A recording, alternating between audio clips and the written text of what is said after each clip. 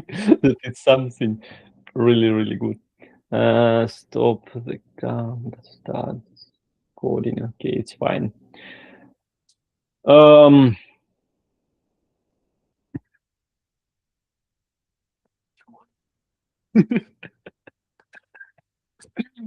I don't know what to say.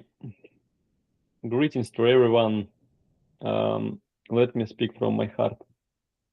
So, guys, yeah, hello. This is Mikhail, me, Paul. Just a live podcast. Two guys, one from Minsk, another from Moscow, just speaking. So, today we start our first podcast. No afraid. Yes, just speaking about things. Uh, I feel like we need to start from something that just appear in my head that it's really hard to understand to people how good Machanka is, despite the fact that how terrible it actually looks. Like Machanka is one of the best things that I have ever eaten in my life. Although it looks like someone just got really, really big problems with his stomach and just s- spit it out, but actually it's insane. I feel like it's really some Slavic things when you have whatever you have in your fridge, every meal that you have Refrigerator. in Yeah, fridge, fridge uh, refrigerator. refrigerator, and you put it in a pan, actually, Uh, just mix it with whatever sauces you have in your house. It's always uh, not the same recipe recipe Recipe. recipe not the same recipe, but it always really, really cool to eat. But for every foreigner that I tell that Machanka is insane and I show them Machanka, they're like, what the fuck are you actually talking about? Maybe we should say a little bit introduction about machanka. So it's the national Belarusian dish, and it's quite in. It's made of beef sauce. Yes, as I remember. uh, no, I don't sure that there is some special sauce. I feel like there is just flour with whatever the hell you have in your fridge. Like, I'm not sure. Technically, yes.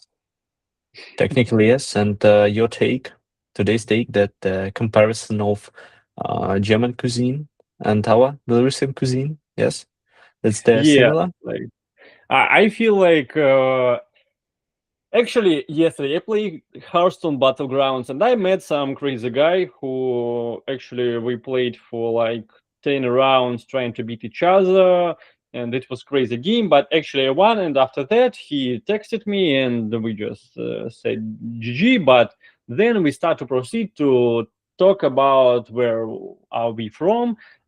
So he's from Germany, he's from Hamburg, and the things that we agreed about our people, Belarusians and the Germans, that both our cuisine is insanely similar because all our cuisine is only potato and meat, and that's all.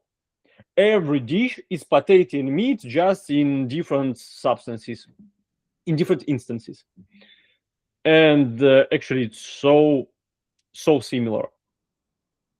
And so the use of pork, for example, the use of potatoes, you said, and yeah, I think that's true because when I was in Germany, I see a lot of correlation between Belarusian culture and German culture. Even our native language, Belarusian language, have similar words with the German. A lot of them. Mm, yep, kind of, but I can't remember them. Or for example, one of from English. Um, in England, we have the car factory Rover, Mhm. and in Belarusian Rover. This is Yeah, bicycle. Rover. So they have a connection. I don't really. The Rover, maybe Rover started from bicycles also, not from cars. I don't remember. No fact checking. but something similar as this idea. Yeah, maybe. I just remembered it's a different topic, but I just remembered that I saw insane AI slope reel about Soviet Union, and I feel like people like English speaking people will never understand some Soviet post-Soviet humor because it's like because it's so bad basically, and because like how can English speaking person understand that Shlaka block instead of the sun? Bro, I can I can tell. I, ju- I don't know how to. Have you seen some near slope reels about Soviet Union when they speak something like Чекушка. yeah. Yeah. So, but speaking about this topic, it's funny that a lot of English people really think that these all AI slopes about post-Soviet countries and our countries, um, they think that it's for real. They say slope, yes, the stereotypes, but they believe these stereotypes. But truly speaking, uh, most of the stereotypes are false. And unfortunately, a lot of stereotypes are about Belarus and Russia. And I'm not speaking about Belarus because a lot of people don't even know where it's located. Yeah, definitely. I feel like all the stereotypes they have about our region is basically that they only see people that came to their country, but they basically never have been to our country itself, and they speak about our people only having the example of people that they seen in their country, but basically the people that came there.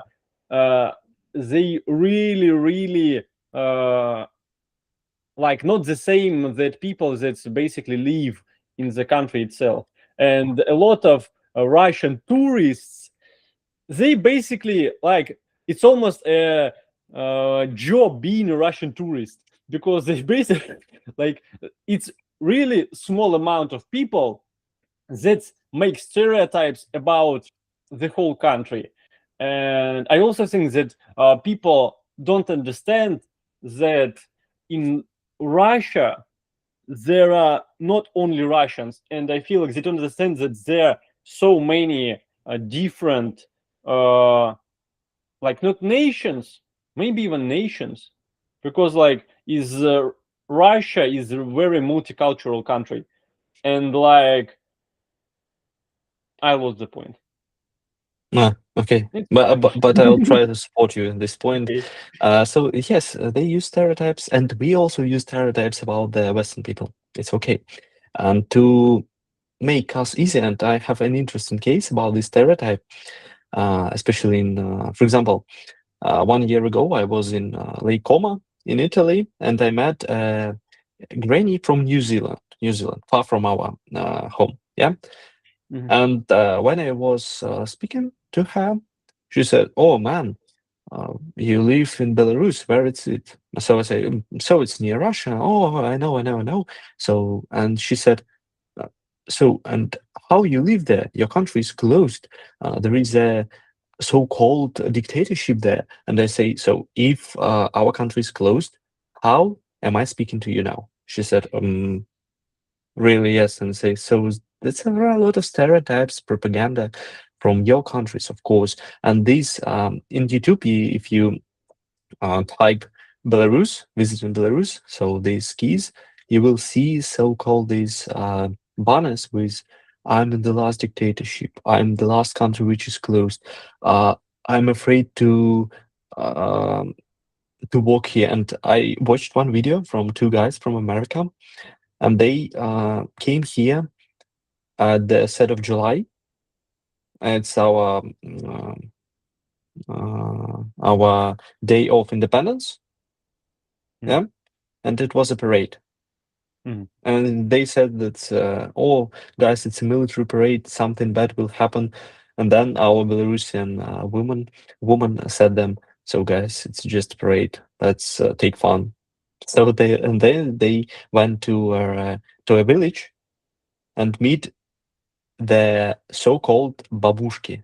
They lost the ah right pronunciation, said it's babushki, and they were shocked. They were really shocked. Me too. That's funny. I have another insane topic to speak about. That's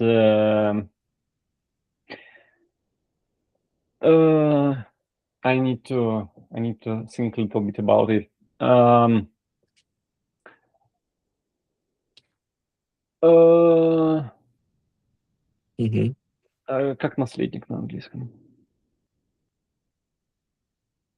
Good question.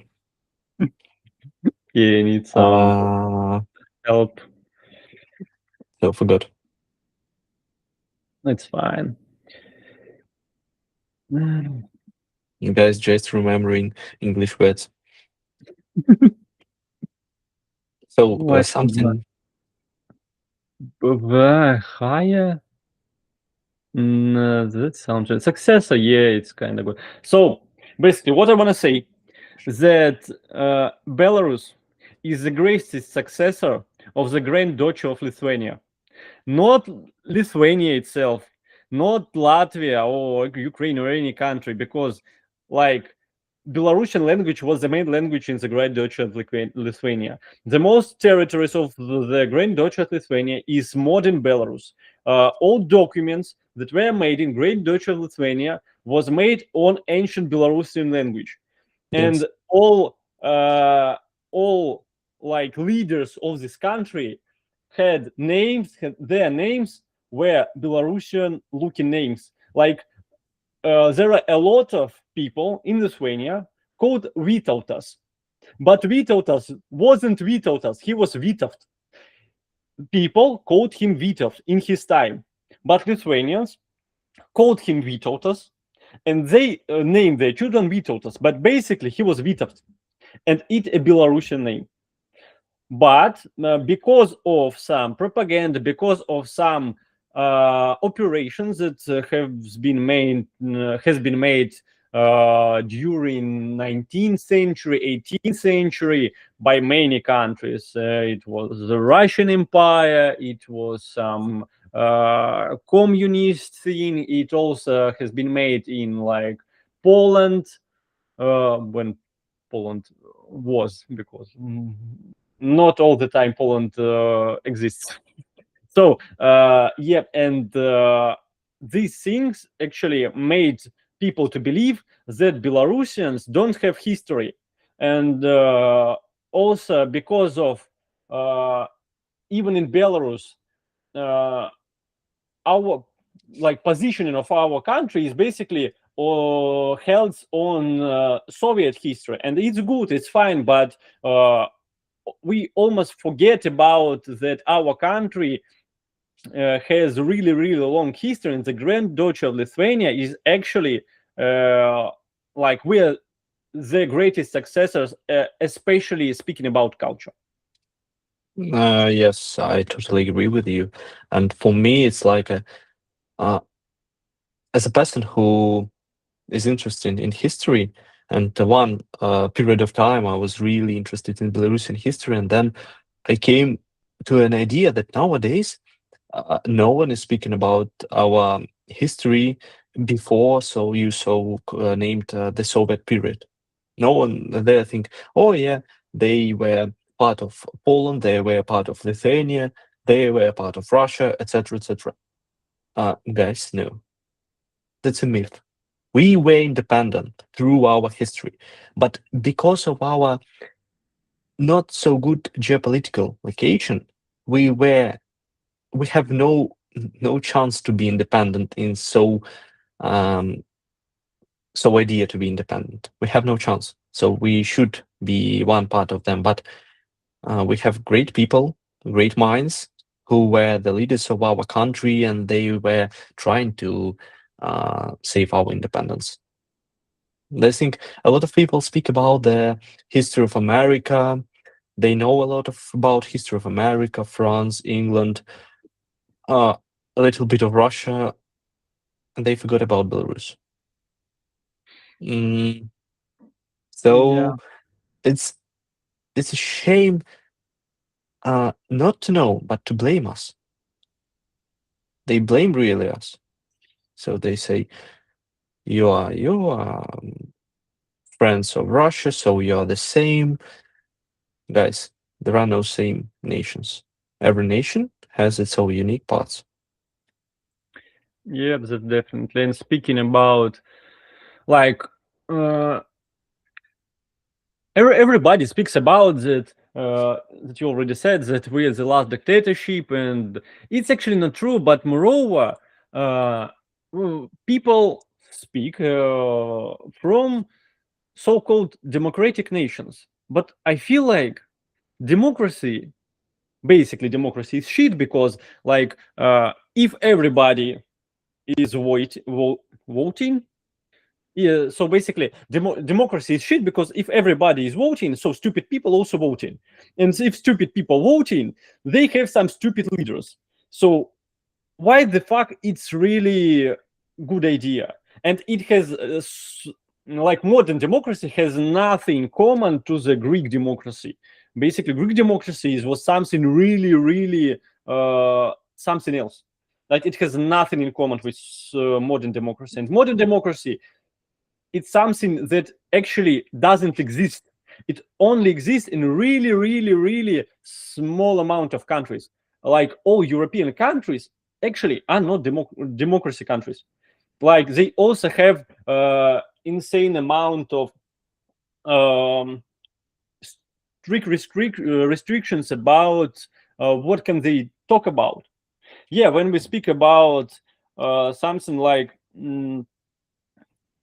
restrictions in free speech, in Europe, people like to tell us that we don't have how do The they call freedom it? of speech. Freedom The of freedom speech. of Yeah. speech. A lot of people from European countries call us that we don't have a freedom of speech.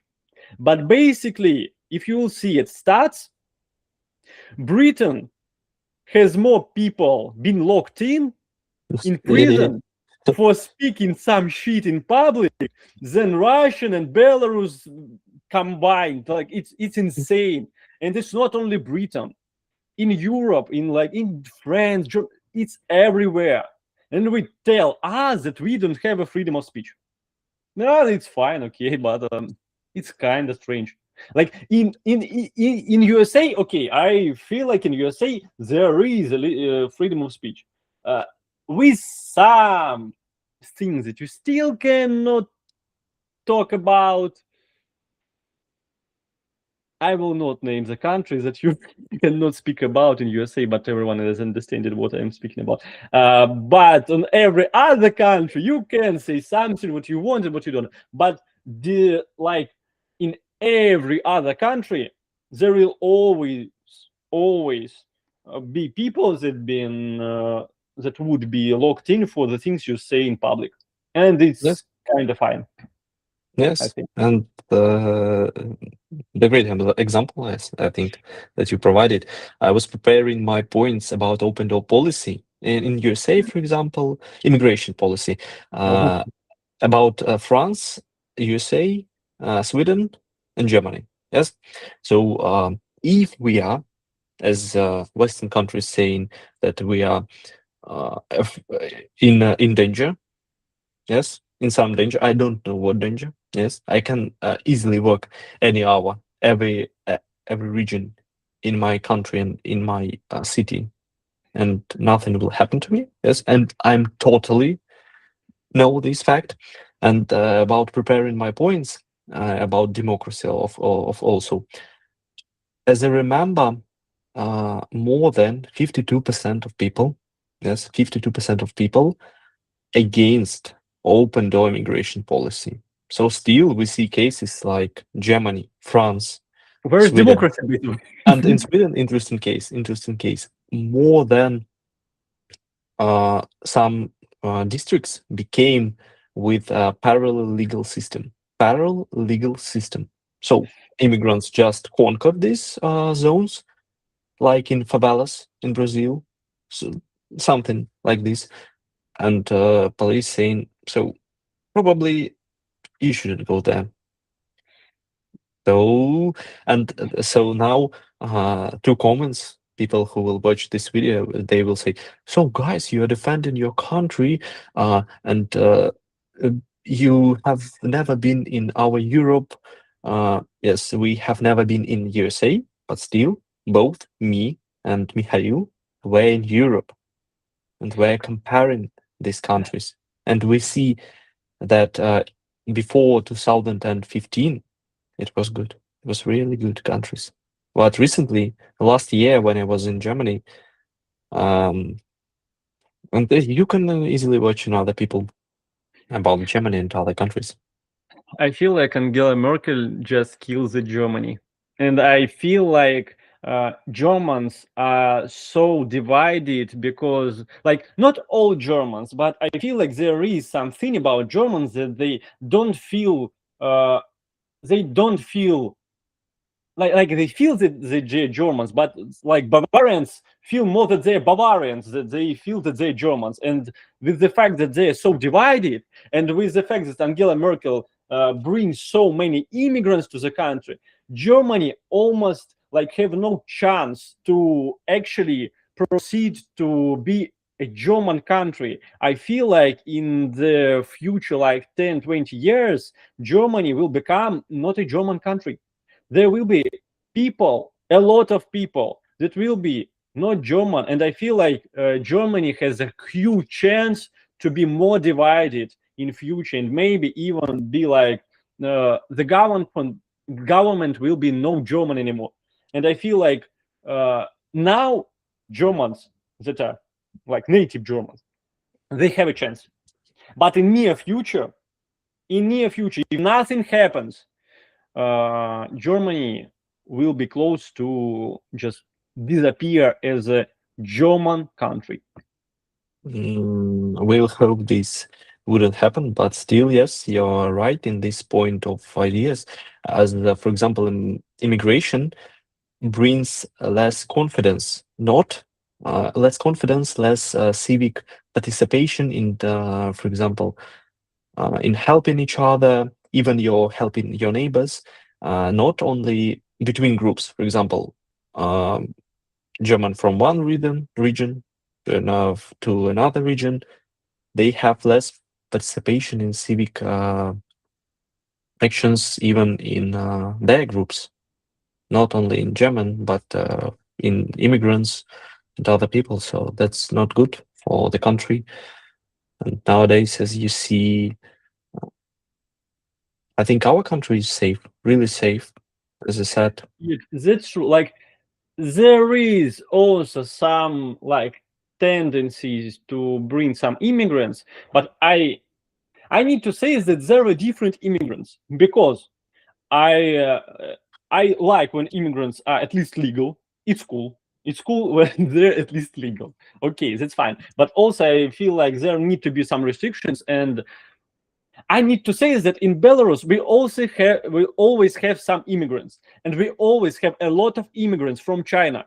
And I have never ever been in any problem with the Chinese people Yes. in our country, because they are polite, because they feel like they understand that they are in different country, and they feel they understand it, and they just doesn't do what they want. They always very polite, they always very they just cool people. They don't make anything that are restricted in our country. And I feel we always just we want these people in our country more, because they're cool. They doesn't do Yes. anything that's against the rules. They're just nice people. It's fine. But if you come to other country and you just don't work, you don't make our economics bigger, like, yeah, or just being cooler. You are not contributing to our country, and you are just suck resources from our country. What the fuck are you doing in our country? Just go back. Even if you are legal, if you are doing nothing good for our country, why do you need you? Go Yes, out, yes, please. yes, yes. And it's the problem of we have controlled immigration system, and in Europe and Western countries, uncontrolled system. And for taxpayers, it costs them more than $1,600 per person, taxpayer person, for one immigrant, and it's the fiscal problem for the country will be. And also about speaking different nations, I'm of the University of Foreign Languages, and I speak with people of different nations, and I've recently met a person from Germany, from Hamburg, and from Turkey also. And they said, so guys, you're very kind-hearted. You're close at the first point, but then you're kind-hearted. And as you said, yes, they don't made so-called parallel legal systems. They play um, uh, following the rules of our country, and they're polite, they're cool. And even in my house, there is a 5 Chinese guys, and they were very polite. They were really polite, and they were even saying hello, goodbye at my native language. Yeah, that's cool. I feel like there is also a thing that, um, like, if immigrants came to your country and your government pays to them, that's actually a big problem. Like, why would they even have a motivation to go to work to make some contribution to your country if you pay them just for existing? So where will they have a motivation to do something? And just to blow mind of people from Europe and USA, I want to say some insane thing that in Belarus there was a time that we had an unemployment tax. We weren't paying to people who are unemployed. We were We were taxing taxing the them. people who doesn't work in our country. This sounds strange, and it's no longer a thing. But I feel like there was some point in this thing. Maybe if you would make this thing work only for foreigners, for immigrants, that would be insane. But like, it already wasn't that bad, I think. So I have an example of the Western countries, like Germany, how they pay the immigrants. When immigrant yes, he has got a living place and a salary, as I remember, 1,200 euros, maybe. I don't remember. But if the immigrant start working, so he should pay taxes. And when he starting paying taxes, he has got at about 200 euros left when he's paying taxes. When he's not paying taxes, he has more. So how the system works? When you're not working and you're an immigrant, you're getting more. Then when you're an immigrant, you're working, you're getting less. That's just a stupid thing. I feel like, especially when you understand that taxes in Europe and in USA are insane, and what foreigners don't understand about our countries, I don't think that in Belarus we have something like insane tax politics. But I want to say that I have some experience learning about Russian tax politics, and it just blew my mind that if you are an entrepreneur, you can pay 6% tax. 6%. And if you go something like over $20,000 per year, if you go over that sum, you pay 8% tax. It's insanely little amount of tax. And when we go to Europe, you pay like, I don't know, 60, 70, and it's okay. They, it's fine, it's cool. What the fuck are you speaking about? 8% taxes for entrepreneurs. And actually, moreover, in Russia, if you're an entrepreneur, all your taxes and all the things that you need to have with government, it's all in like one or two apps, which are insanely cool, which have insane gamification.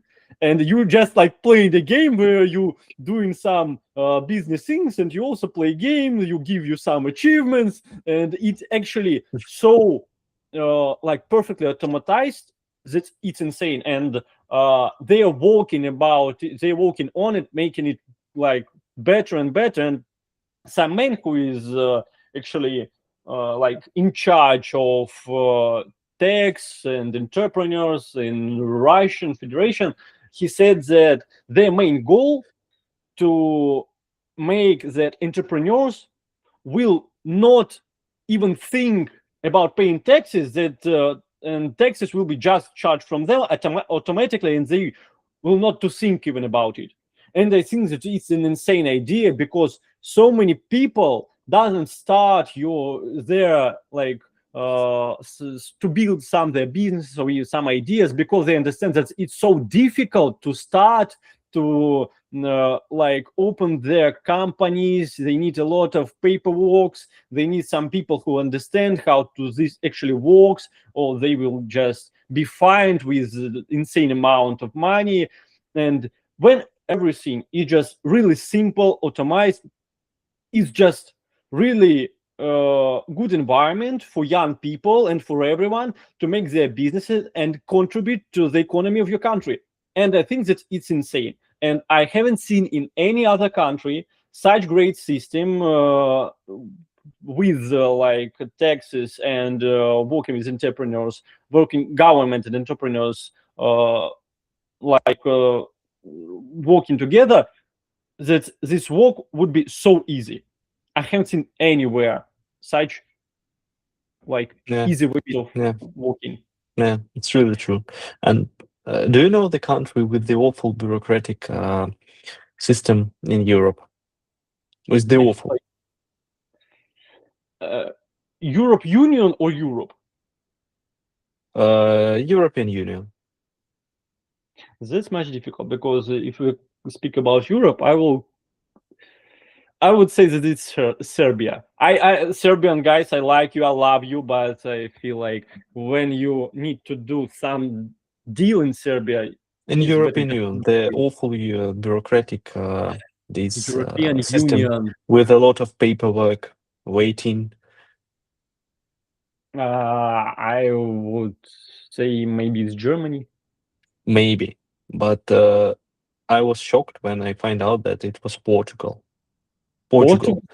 Yes, Portugal, Wow. and they destroyed their country. Yes, they destroyed their country with their bureaucratic um, system. And I explain in this case that they're waiting just for simple things more than 3 months. Yes, and they're complaining about this. Great. They don't have the main area is service, tourism. Yes, but they don't support their business. So a lot of immigration from Portugal to another European countries, and it's awful how they're destroying their country. And I see this. So how this happening? So guys, you are the base, not only Portugal's, but the European Union is really the base of the ideal country. There where yes, really, they have greatest ideas, they have greatest medicine one time, but nowadays, because of also immigrants, they have a lot of delays of surgeries, etc.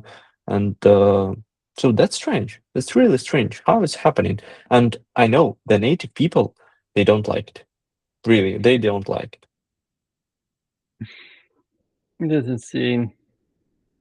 By the way, speaking about Europe, I just remembered, I don't know why, but do you know what country has the greatest army in Europe?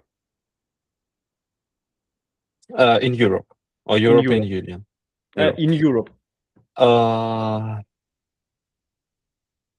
want to say Germany, but it's not true. It's not Germany. Actually, Germany in last some years spent the biggest amount of money on the army, and the percentage of the money that they are just sending to the army needs, it's comparable in percent terms to the same percents in the 1940s and 30s in Germany. So I would say I will not tell anything about this, no, but no, you no, no, can. no, no, no. Recently we have a celebration of the Victory Day, so congrats. And I would say top 3 countries with the great army. I would say England, France, Poland. Yep, as far as I know, in amount of people in the army, the Poland is the best one. Yeah, I thought so. I learned it like a year ago, and I was actually shocked. And later I made some more research on this topic, and I understand that Poland has one of the like biggest economics in Europe, and moreover, in the future, in 5 years, if it goes as it goes, Poland will have bigger economic than United Kingdom. What the fuck is this? Yes, it says they have really great jump in the recent years, and it's interesting fact that it's the only country from European Union who plays their own game. Yeah, Polish are just insane. I feel like the fact that their country was divided so many times, their borders was changed so many times. They were just relocated from different countries, and they just suffered. They suffered a lot during wars, and still they just understood their position and just step by step went to make their country great. Again, They wasn't thinking about something that's outside the country. They just, okay, we have our country, our people inside the country, and we to do some shit with this because our country now is shit. And like in 20, 30, I don't know, 40 years, the country became just insane. And it's pretty cool example how a country from just scratch was made in something really, really cool. And I feel like even with the history Poland have, current state of Poland is the peak of their country in any state. And yes. moreover, I want to say that Polish people are insane. Cześć państwu, you're insane, guys. Yes, Poland is quite a good country, really. And of course, it's also safe. And Yeah. what's more, maybe a lot of people don't understand from Western their destruction percentage after the World War II for some countries such as Poland, Belarus, and Ukraine. And most of destruction was in Belarus. So, guys, if you one day come to Belarus, you should know that our capital city, Minsk, was, as I remember, 97% destroyed. 97% destroyed. So no buildings, no homes. And you're saying, so you have no culture, no history culture. So it was destroyed. Totally destroyed. So what should we do? I don't know. Yeah, that's true. Moreover, I feel like the fact that nobody knows that in Second World War, every third Belarusian man was killed. Like Yes. we lost 33% of the whole nation. That's insane. I feel That's like it's insane. Really. the most percentage term in percentage term, it's the most, it's the biggest people lost in Yes, in yes. every country. As it's funny. Comparison to our population, yes. And I recently had the info that if there were no World War II and the death of our people, the current population of Belarus will be more than 15 millions. 15, not 9, 15. Yeah, I feel like it's true. It's kind of funny that when you live in Belarus, you feel like, yeah, it's kind of big country, and when you see like its borders, it's actually not a small country. Not as But well. It's bigger than Lithuania, Latvia, Estonia. yep, yep. But the thing that's always making me go crazy is that we think about Europe, about our region, post-Soviet, and we think that everything in the world is just here in Europe and about white people. But then you need to remember that speaking about the whole population of the world, it's like white people are like 10% of the whole population of the world. And moreover, when we speak like, oh, in Belarus we have like 10 million or maybe even 9 million nowadays, I always like to remember that there is country like Bangladesh. And in Bangladesh, as I remember, it's something like the half of the Belarus, speaking about like territories, but it has 150 million people in Bangladesh. Yes. Yes. It's more than Russia. And speaking about territories, it's like 120, 30 times smaller than Russia. It's crazy that we always think about Europe, about our regions. It's, yeah, we have a lot of happening right here. But actually, there are so many people just then don't even know about Europe. They don't give a fuck about Europe because there are so many more people living outside of this territory. And we think that the whole world is just around us, around Europe. Yeah, maybe it was like that when we were like technically, technically, like we were just better and some inventions. But now, like there are so many people in this world living in other countries, don't give a shit about Europe, and we still don't understand it. Yes, I think we should say about ego, like ego of Europe and ego of USA. Yes, So definitely. a lot of people speaking about these countries, a lot of really. So this is the best country, this is the best country. Yes, of course. Let it be so. They're the best. But we shouldn't put that they're the best or they are the only one. There are a lot of guys, people. So like we. Yes, yes, we are from Minsk, and nowadays he's living in Moscow. Um, and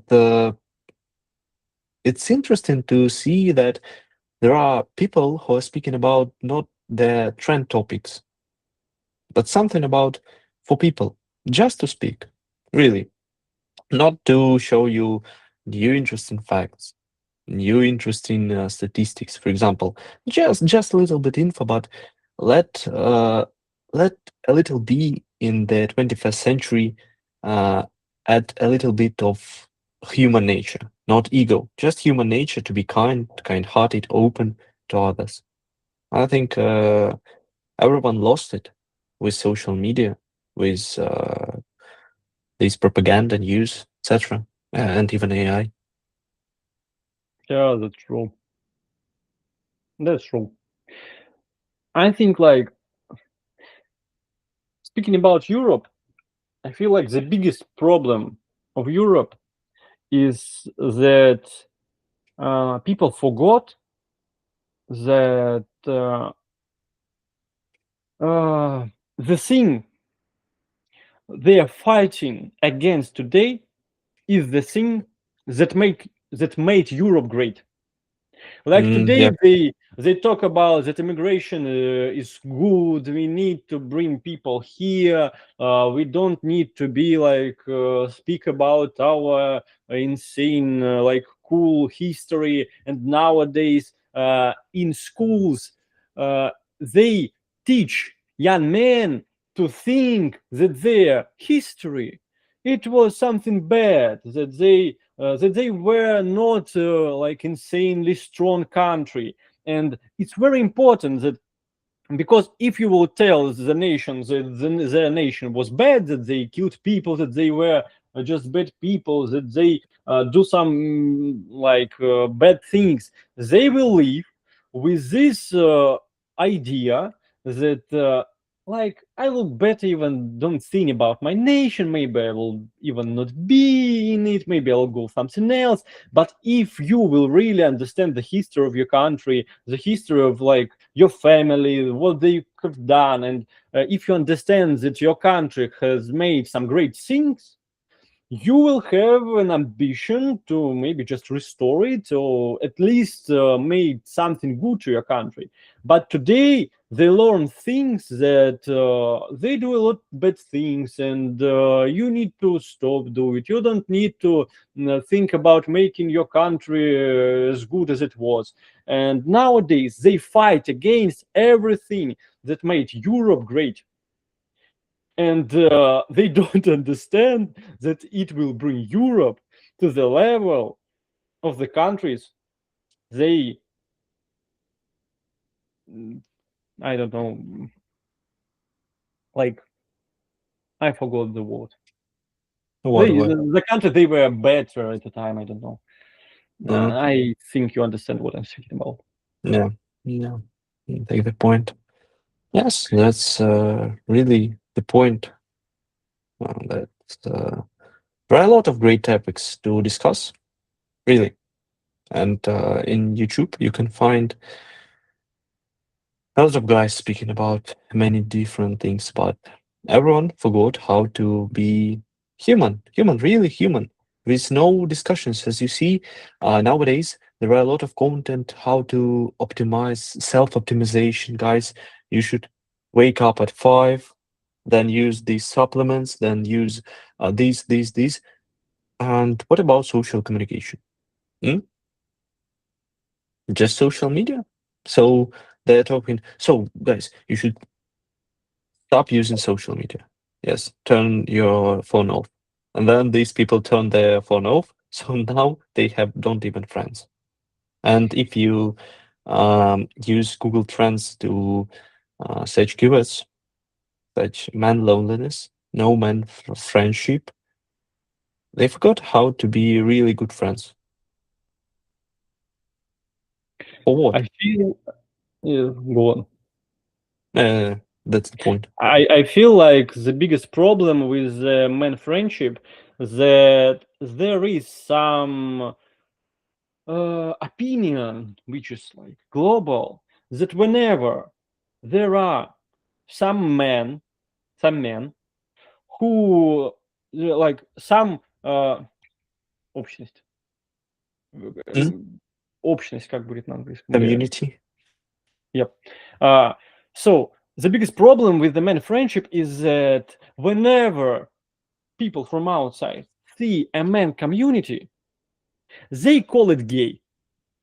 And I feel like it's not only like something that appeared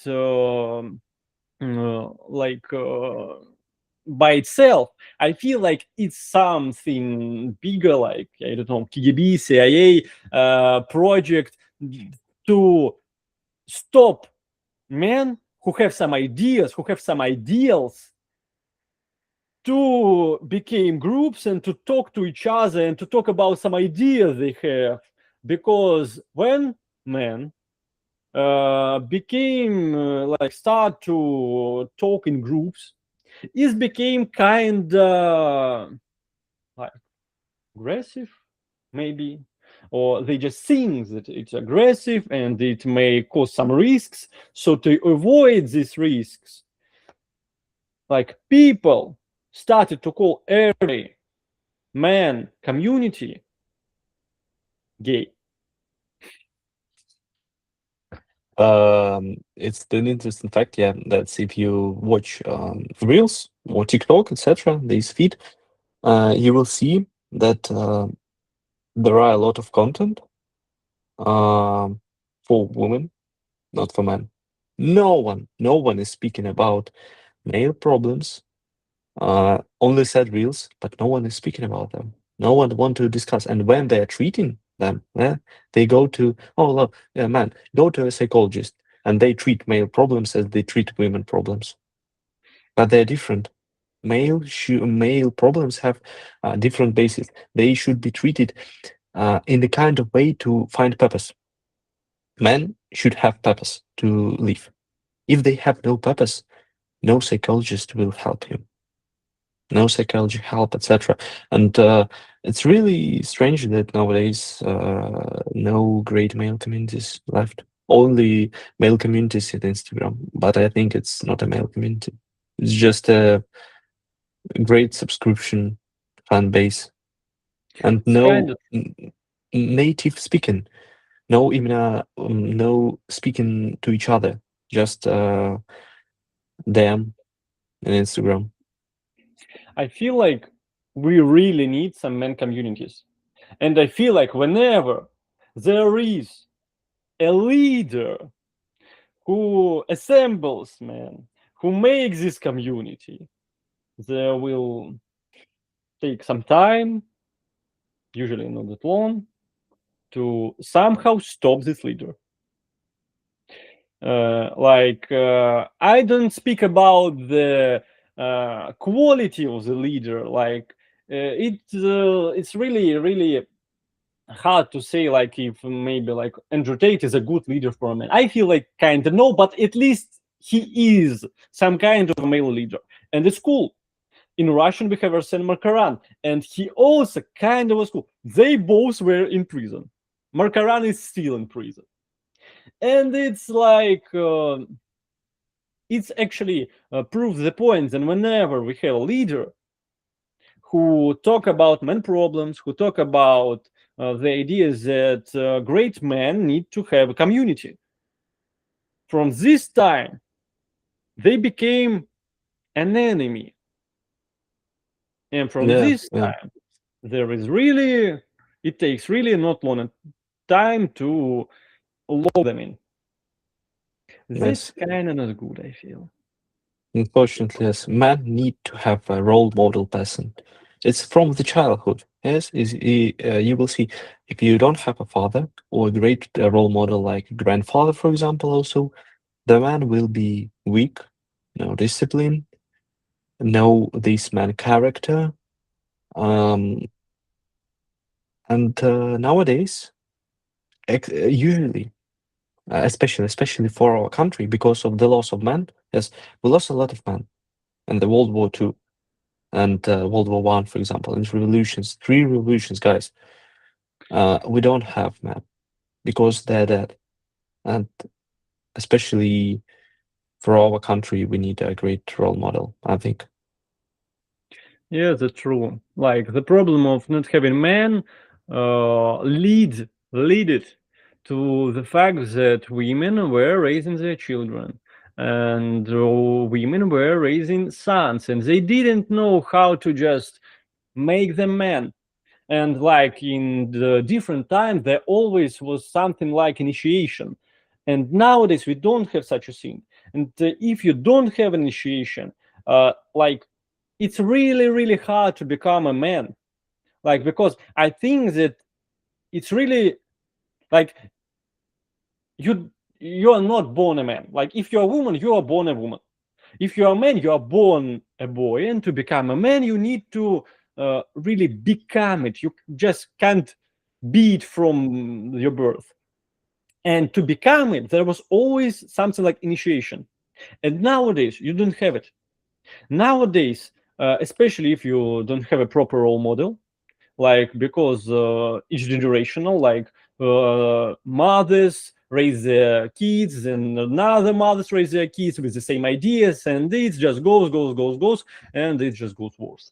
So and then we have this problem. And then when you don't have a role model, when you don't have any initiation, when you don't have like any man groups, how can you become a man? You just can't. You basically need to understand the idea that you need to become it. You need to find some literature, videos, any content about it to understand what it is to be a man, to how to become it, what do you need to do for it, like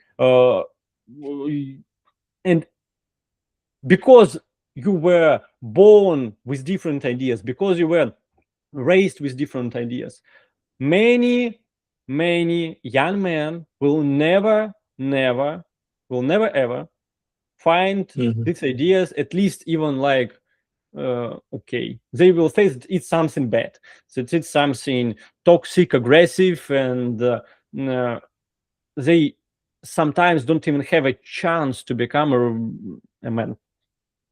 And I feel for this reason, first of all, we need to make our kids know these things.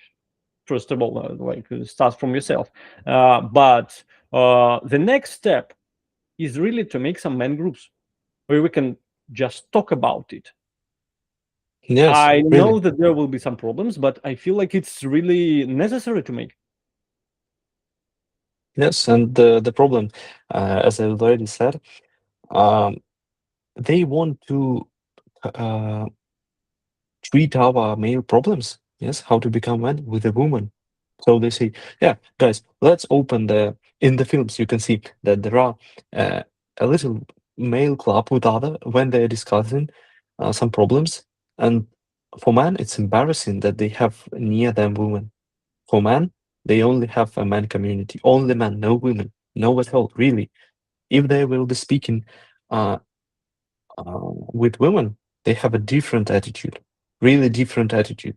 Even one woman, and so they're all changing. So that's why uh, it's really great just to treat male psychology problems. Just have a small community of men and just play football. That's all.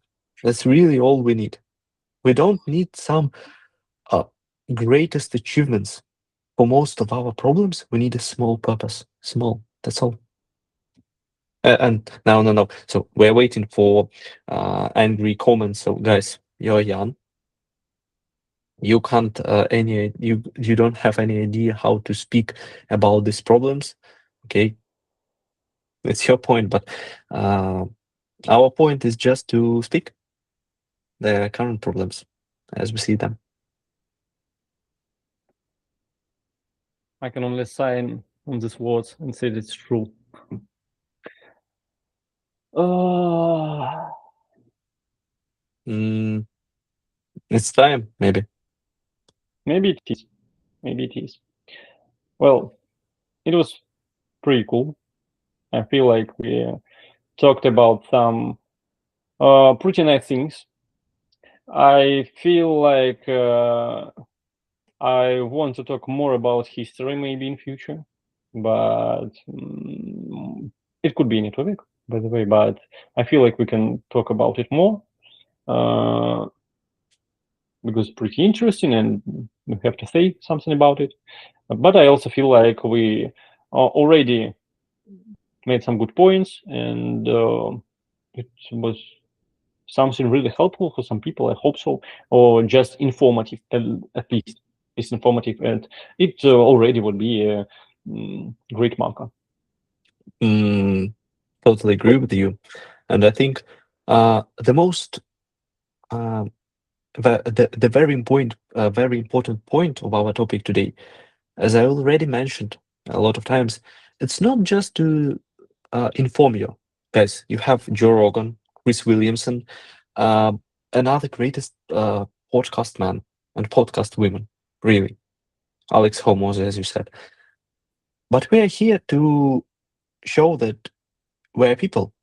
We're all here people, that we want to speak to each other to make us feel better, to somehow build this community, just to be in touch. I think we lost this connection because of internet, but we're here to restore it somehow as the great Roman Empire. It's the famous meme. Yes. So show them the map of the Roman Empire. You also uh, remember the Roman Empire every day. I will think about it, and it just So doesn't go thank to my you mind. for the watch. Stay connected. Thank you, guys. Bye.